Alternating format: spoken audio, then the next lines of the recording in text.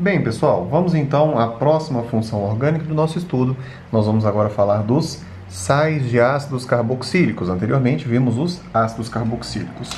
Bom, como o nome diz, ele é um sal e eu acredito que você já saiba que sais são produtos da reação de neutralização que ocorre entre um ácido e uma base. Então, para ver a estrutura de um sal e de um ácido carboxílico, nós temos que ver aqui uma reação de neutralização, certo?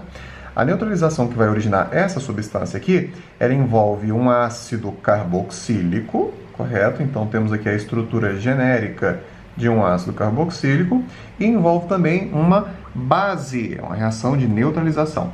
As bases têm por padrão o seguinte, um cátion que usualmente é um metal, então vou chamar aqui de M, tá bom? Imagine aqui um sódio, um potássio, e este metal liga-se a uma hidroxila. Dependendo da carga do metal, a gente pode ter aqui mais de uma hidroxila, mas vamos fingir aqui que nós estamos trabalhando com uma base que seja de um metal monovalente, de carga apenas mais um, beleza? Então temos aqui a reação de neutralização. Como é que essa reação acontece? O ácido irá se ionizar, certo? Então este hidrogênio vai sair daqui e a base vai se dissociar. Eu vou liberar aquela hidroxila. Bom, o hidrogênio oriundo do ácido se liga à hidroxila oriunda da base e isso aqui vai formar para a gente uma molécula de água. Enquanto o cátion, que usualmente é um metal na base, vai se ligar ao oxigênio lá no nosso ácido carboxílico. E aí nós vamos ter como estrutura do produto o seguinte, RCOO. Quando o oxigênio do ácido carboxílico se ioniza, ele fica com carga negativa, e quem vai ligar aqui vai ser o metal dotado de carga positiva. Além disso, nós formamos aqui um hidrogênio ligado a uma hidroxila, isso forma uma molécula de água. Então, isso que você está vendo aqui, o produto dessa neutralização é um sal. Sal é sempre formado por meio da reação entre um ácido e uma base. Especificamente, este aqui é um sal de ácido carboxílico, aí está a estrutura dele, beleza? A gente pode escrever essa estrutura aqui desse sal de ácido carboxílico de maneira resumida, de maneira simplificada, da seguinte maneira. Um radical COO e aqui o nosso cátion, que usualmente é um metal, beleza? Como é que se faz a nomenclatura desse tipo de substância? Bom, a nomenclatura vai ser muito parecida com a do ácido carboxílico. A gente vai tirar o termo ácido, certo? Vai manter o prefixo e o infixo do ácido carboxílico, que a gente também vai poder ver aqui na própria estrutura, certo? Então, nós vamos ter um prefixo, que diz respeito à quantidade de carbonos. Vamos ter um infixo, que diz respeito às ligações entre os carbonos. E a gente vai substituir o prefixo, que no ácido carboxílico era oico, pelo sufixo oato. Então imagina, se eu tinha o ácido etanóico, ele vai virar o etanoato. Se eu tinha o ácido butanóico, ele vai virar o butanoato. É bem simples, beleza? E aí a gente tem algum cátion ligado aqui, por exemplo, o sódio, certo? E a gente vai simplesmente colocar o nome desse cátion. Então, nome do cátion. E aqui a gente já tem a regra de nomenclatura para os sais de ácidos carboxílicos. Vamos ver aqui alguns exemplos, certo? Vamos fazer aqui algumas reações de neutralização. Então vamos pegar aqui o ácido acético. A gente já sabe que o ácido acético tem nome oficial ácido etanóico, é o ácido de 2 carbonos. Nós vamos fazer a reação entre o ácido acético e o hidróxido de sódio, a soda cáustica, beleza? Como essa reação acontece?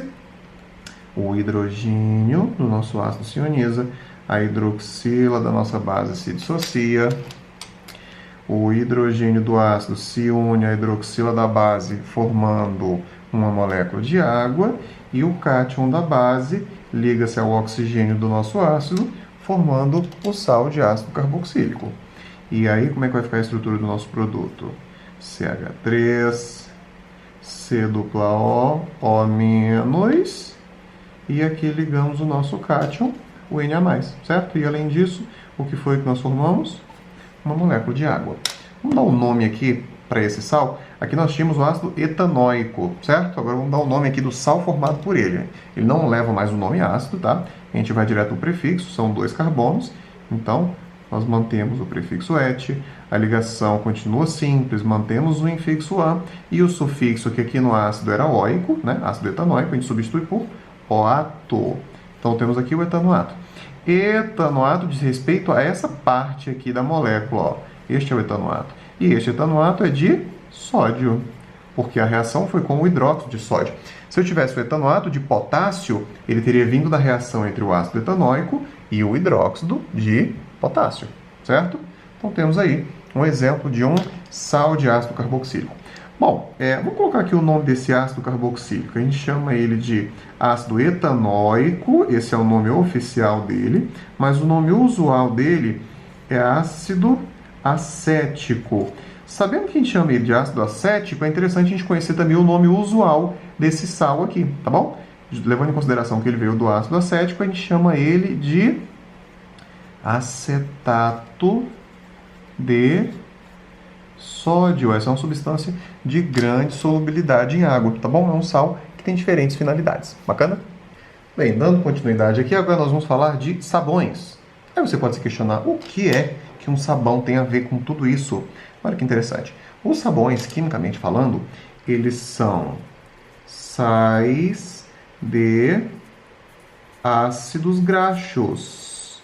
Os ácidos graxos, como vimos anteriormente, são ácidos carboxílicos de cadeia longa. Se eu pegar um ácido graxo e fizer uma reação de neutralização com ele, ou seja, fizê-lo reagir com uma base, eu vou produzir um sal. Este sal, ele pode agir então como um sabão, certo? Você provavelmente já ouviu falar como é que se faz sabão de forma caseira, né? A pessoa usa um óleo ou uma gordura que é rica em ácidos graxos e usa também a soda cáustica, que é o hidróxido de sódio. Então, a reação entre os ácidos graxos presentes na gordura e a soda cáustica, que é uma base, vai produzir o sabão. Este sabão será um sal de ácido graxo. É essa reação que nós vamos ver aqui como é que se faz, certo? Eu peguei aqui o menor ácido graxo possível. O menor ácido graxo tem 12 carbonos. Como é que se dá o nome dele, né?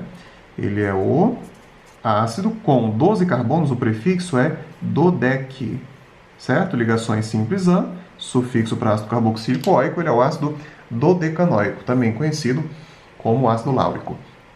E aí a gente vai fazer ele reagir com o hidróxido de sódio. Eu tenho aqui então acontecendo uma reação de neutralização. Um ácido e uma base, e o produto será um sal. Bom, como é que acontece essa reação?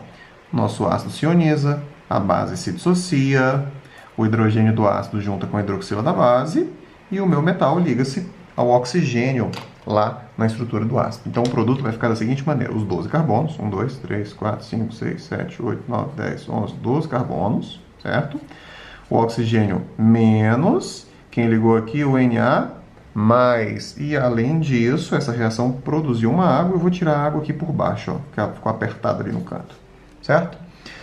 Vamos dar o nome desse nosso produto aqui. Este aqui é um sal originado a partir do ácido dodecanoico. Para dar o nome dele é simples. A gente pode aproveitar o início do nome todinho aqui, ó. Tira o ácido, né? Então a gente vai começar o nome dele assim, ó. Dodeca. Aí tira o O e que bota o ato. Então ele é o dodecanoato. Dodecanoato de quê? Dodecanoato de sódio. Professor, você só faz sal com sódio? Gente, são os mais comuns, tá bom? É para fazer com potássio também. Características interessantes dessa substância. Isso aqui, então, é um sabão, certo? Por que ele é um sabão? Porque ele é um sal de ácido graxo. Sabões são sais de ácido carboxílico de longa cadeia, certo? Tá bom, e qual que é a relação que tem entre essa coisa ser um sal de ácido carboxílico e funcionar como um sabão?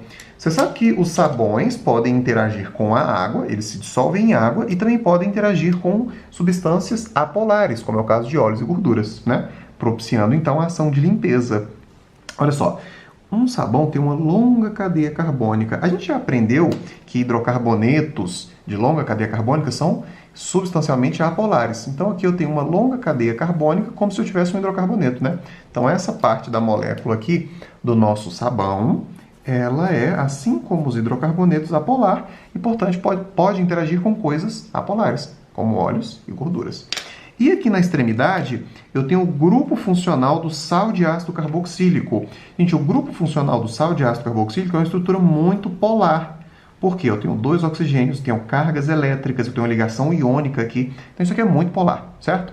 Então essa é uma molécula que tem parte polar e parte apolar. Ela pode interagir tanto com coisas polares quanto com coisas apolares. Um sabão, você sabe que interage com a água, mas ele também pode limpar a manteiga que está presa na faca, que é uma coisa apolar, certo?